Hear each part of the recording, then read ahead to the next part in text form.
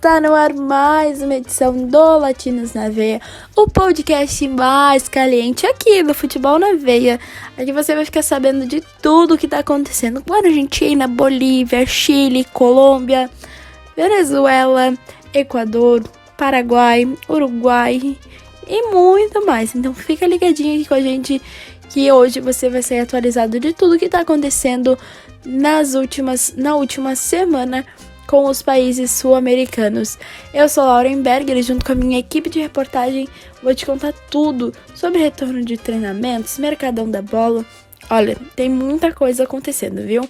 Mas antes, se você quiser ficar ligado em tudo que está acontecendo no mundo da bola, acessa www.futebolnaveia.com.br, que lá você vai saber mercado da bola de todos os times. Também temos prognósticos pós-jogo, temos também pós-rodadas sobre futebol europeu, temos também futebol argentino, paraguaio, uruguaio, tem futebol asiático, temos MLS, temos Liga MX, Campeonato Mexicano. Então lá você vai ficar por dentro de tudo que está acontecendo no mundo da bola. E eu sei que vocês não gostam de enrolação, e é por isso então que a gente vai falar com a Valéria Contado, que vocês já conhecem, que vai falar tudo o que está acontecendo aí com a Argentina. E sobre futebol boliviano, quem fala com a gente é o Marco Antônio.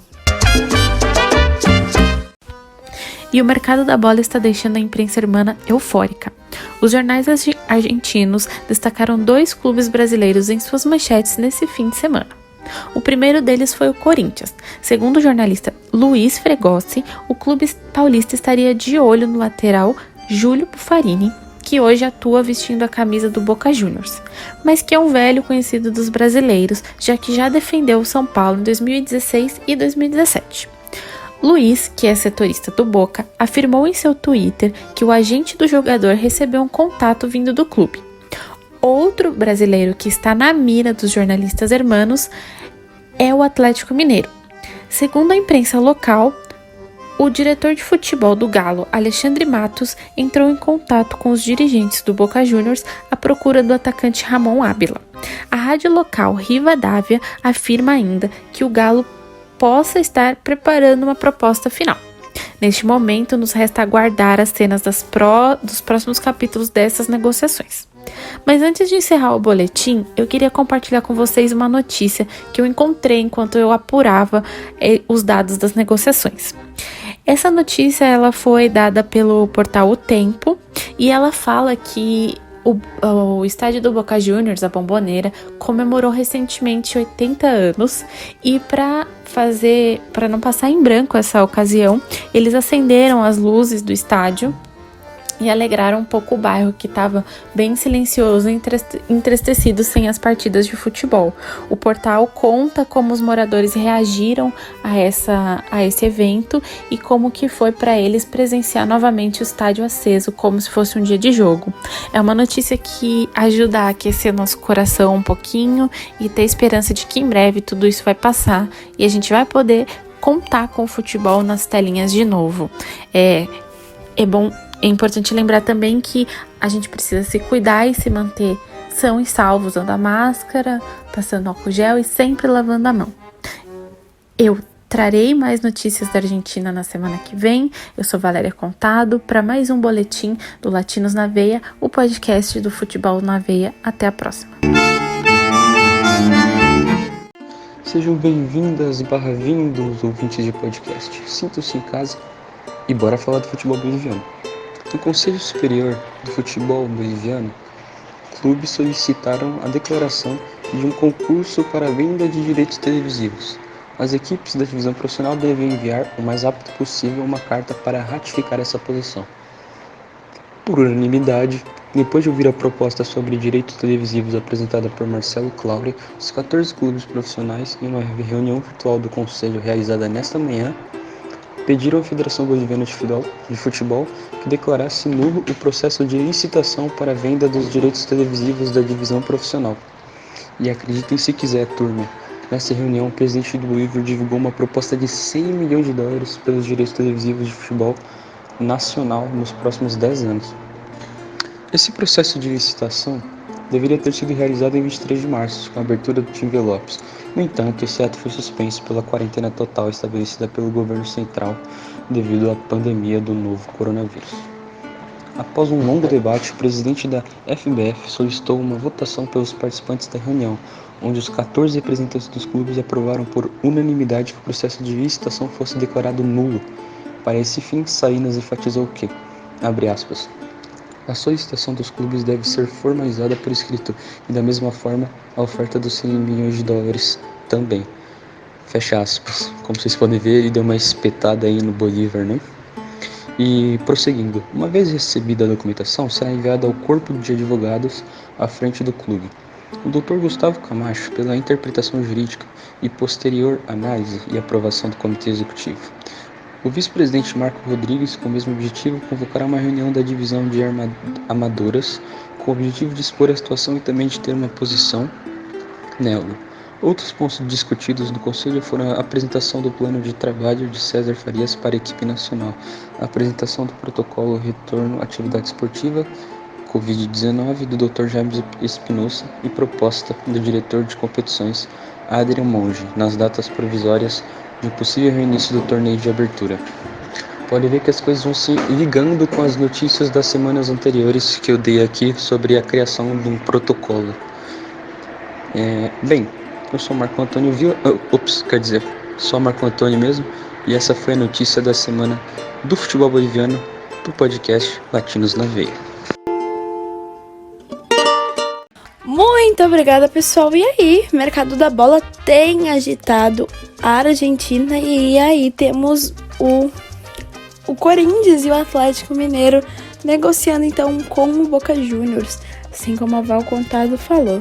Mas a atenção é do futebol boliviano, que está aí tendo reuniões, né, para o retorno das atividades. E também temos a anulação do processo de licitação da venda dos direitos televisivos do campeonato nacional. E aí, então, o que vocês acham?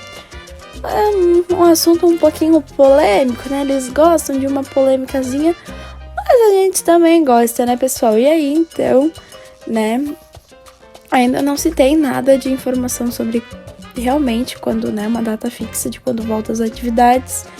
E assim que tiver, óbvio que a gente vai trazer tudo pra vocês. Agora a gente vai pro Chile falar com o João Pedro Almeida e também já vamos aproveitar e falar com o Vinícius também, que vai falar sobre o futebol equatoriano. A Associação Nacional de Futebol Profissional informou que as atividades no futebol retornarão no dia 31 de julho. Porém, ainda depende da autorização das autoridades sanitárias. A associação definiu esta data para que todos os clubes tenham pelo menos um mês para treinar, se preparar e chegar no melhor condicionamento para os jogos que restam na temporada. Também teve a aprovação de um novo conselho de presidentes, para que realizem os novos protocolos com respeito às medidas sanitárias que os clubes devem cumprir. Alexis Sánchez, um dos melhores chilenos dos últimos tempos, pode estar livre no mercado ao fim da temporada, já que nem o Manchester United da Inglaterra, que é o time dono do seu passe, e a Inter de Milão da Itália, que é o clube que o jogador está jogando por empréstimo, possui interesse em permanecer com o jogador. Arturo Vidal marca na volta do Barcelona ao futebol. O jogador fez o primeiro dos 4 gols do time catalão e o jogo terminou 4-0 para o Barcelona. Eu sou João Pedro Almeida, com as notícias do futebol chileno para o Latinos na Veia. Fala, apaixonados por futebol, tudo bem? Hoje vamos para mais um boletim semanal do Campeonato Equatoriano aqui no Latinos na Veia. E como eu noticiei na semana passada, a Liga Pro ainda estava a definir algumas metas sobre o retorno dos treinamentos, que ocorreu no dia 8 de junho. No sábado, mais precisamente no dia 13 de junho, a Liga Pro organizou uma reunião para discutir a implementação dos protocolos médicos e de segurança. Participaram dessa reunião o diretor de competição, o diretor de saúde e o diretor de segurança do Equador. O diretor de saúde confirmou que foi constatado 16 casos positivos dos 1.200 jogadores testados. Ficou acertado que os testes rápidos serão realizados a cada 21 dias por cada equipe. O que ainda não se sabe é se terá de apresentar à Federação Equatoriana igual foi a da primeira vez. Outra nota noticiada foi que apenas 34 pessoas estão autorizadas a estar no centro de treinamentos.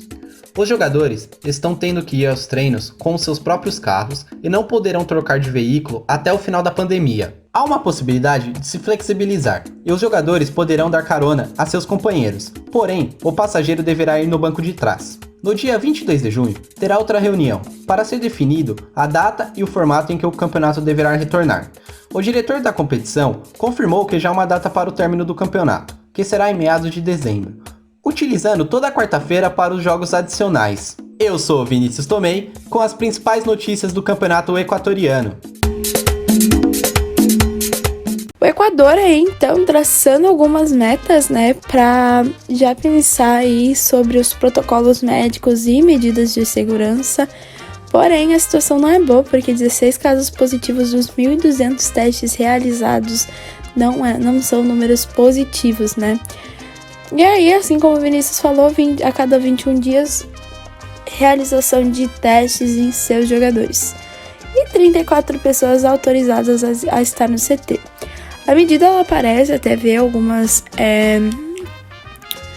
um pouquinho pesada, rígida, mas totalmente necessária, muito boa essa atitude. E aí, no Chile, né, a data é que as atividades retornarão no dia 31 de julho. Porém, o que acontece é que não temos a autorização das autoridades sanitárias, então de nada adianta, teoricamente, né, galera? E agora é a vez de falarmos sobre o Paraguai, e vocês já sabem que é o Yuri Murta, e também a gente vai falar sobre o Peru. Quem traz pra gente é a Maria Gabriela. Bem-vindos, hermanos, ao futebol paraguaio. Por aqui, o clima segue sendo de renovação dos protocolos sanitários e cada vez mais se mostra como o Paraguai e a Federação Paraguaia de Futebol servem de exemplo para o combate ao coronavírus para todo o mundo. Depois de inspecionar todos os clubes da Série A, é a vez dos clubes da Série B e C serem inspecionados. A federação mandou pessoas para ver todas as instalações de todos os clubes destas divisões inferiores. O coronavírus também segue trazendo casos inusitados. Como o futebol paraguaio voltou a treinar, alguns jogadores estrangeiros não conseguem ter a sua volta aos clubes devido a problemas com voos que são enfrentados para quem está fora do país. O caso mais exemplar é de Emmanuel Adebayor, o atacante togolês veterano que passou por diversos clubes europeus, teve que responder torcedores que pediam a sua volta. Em um dos comentários, Adebayor respondeu: "Sem voo fica difícil, meu amigo." Este também é o caso de alguns outros jogadores até da América do Sul, como por exemplo o caso de Rodrigo Fernandes, jogador uruguaio do Guarani, que mostrou dúvidas acerca de quando voltará ao Paraguai. No Guarani ainda, o time conseguiu a continuidade do contrato de empréstimo de Fernando Fernandes, que pertence ao Tigres do México. Falando sobre a extensão de contratos de empréstimos de jogadores que estão na primeira divisão paraguaia, o Cerro Porteño recebeu o ok do Racing para a continuação de Patinho no time. Além disso, uma curiosidade que temos nessas voltas de treinos é que o treinador Luiz Islas, do Sol de América, tem utilizado microfones para poder falar melhor com seus jogadores, respeitando a distância do isolamento social. Este foi Yuri Murta para os Latinos na Veia. Fala galera, estou aqui mais uma semana com informações do futebol peruano para vocês e finalmente já temos datas de retorno definidas após aí quase 3 meses de paralisação por conta da pandemia. Na última segunda-feira, dia 8, a FPF teve uma reunião virtual com os representantes dos clubes da Liga 1 para que pudesse ser estabelecida a data de retorno da primeira divisão do Campeonato Peruano. E assim, ficou decidido que no próximo dia 31 de julho a competição será retomada. Nessa reunião também foi apresentada pela federação as diversas medidas que estão descritas no protocolo de saúde. E assim, segundo o cronograma, os treinos individuais devem começar no dia 22 de junho, enquanto os treinos coletivos se iniciarão no dia 29 de junho. Vale destacar que a Federação Peruana assumirá compromissos financeiros para ajudar os clubes da Liga 1, ou seja, irá arcar com todos os custos, sejam eles de testes moleculares, de pagamentos de arbitragem e de outros profissionais que estarão envolvidos indiretamente na organização dos jogos durante a retomada da competição. E assim, é esperado que todas as equipes possam cumprir as medidas adotadas pelo protocolo de saúde. Por outro lado, a torcida do Universitário recebeu uma notícia inesperada nos últimos dias. O clube anunciou através de suas redes sociais que Gregório Pérez não será mais técnico da equipe. Segundo a direção, o principal motivo da saída do treinador seria por conta da pandemia, já que Pérez pertence ao grupo de risco do coronavírus. Entretanto, essa decisão foi bastante questionada pelos torcedores do clube, já que eles vinham, admirando o trabalho do treinador na equipe, e muito se sustenta que essa saída do técnico foi impulsionada por conflitos administrativos dentro do time.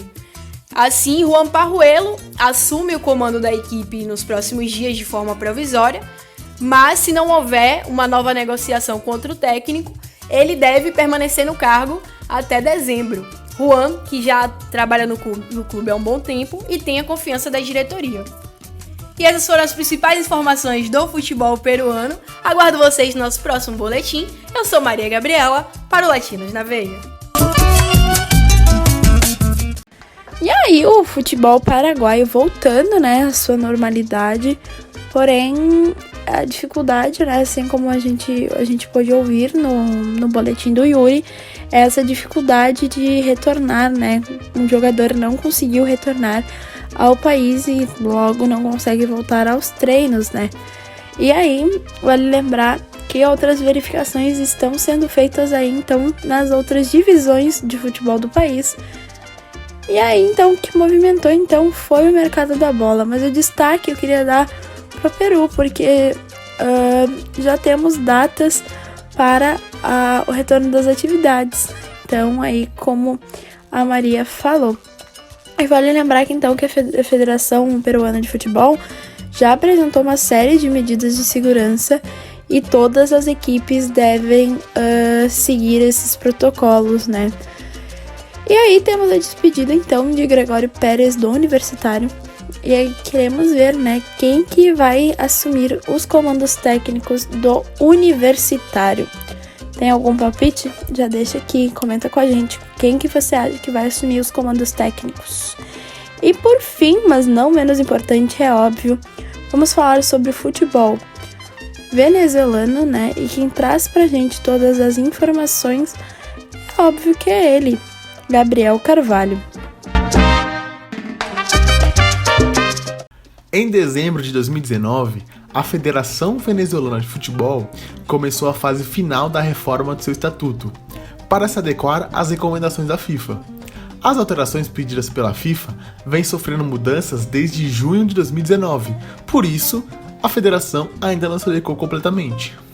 Em fevereiro deste ano, o Conselho de Direitos da Federação Venezuelana recebeu uma comissão de governança da FIFA para orientar o lado administrativo e a reforma estatutária. Nesta reunião, as possíveis mudanças foram apresentadas. No dia 11 de março, foi realizada uma reunião por videoconferência onde foram estabelecidas as datas das próximas reuniões para acabar as mudanças no estatuto e assim se adequar à FIFA.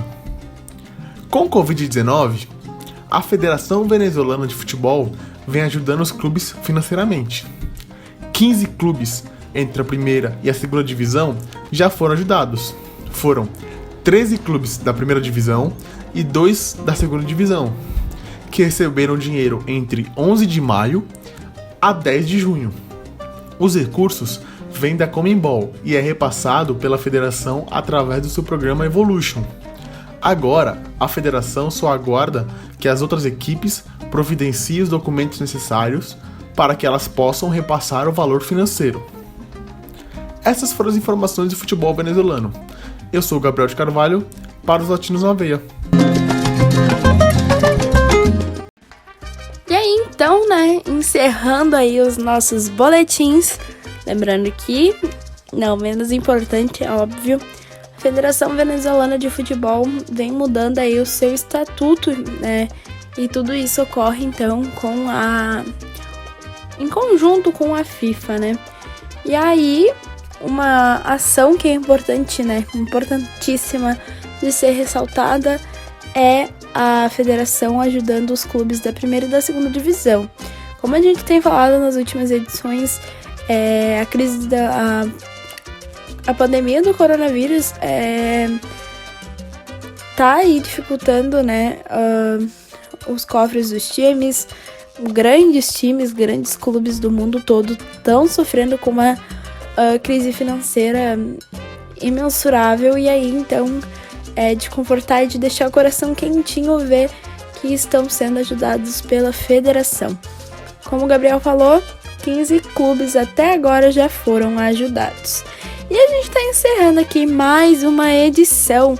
Isso mesmo, mas isso não significa que semana que vem não estaremos aqui, porque semana que vem estaremos de volta com a nossa 17ª edição.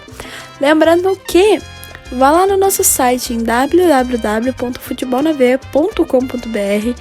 Você vai ficar super atualizado de tudo que está acontecendo no mundo da bola. Também já aproveita e vai aí, se inscreve no nosso canal se você está pelo YouTube. Deixa joinha, comenta aí reagindo a todas as informações que foram dadas, o que você acha do retorno do futebol. E também, se você tá pelo YouTube, já aproveita e verifica aí, dá uma olhadinha nos outros conteúdos que temos aqui no nosso canal. Tem, assim, boletim de todos os clubes do Brasil, tem também sobre as ligas europeias, as principais. Temos também outros podcasts com conteúdos muito bons. Aproveita e segue a gente lá no Instagram, @futebolnaveia.br, e também no Twitter, em @FNVBR. Tchau, tchau!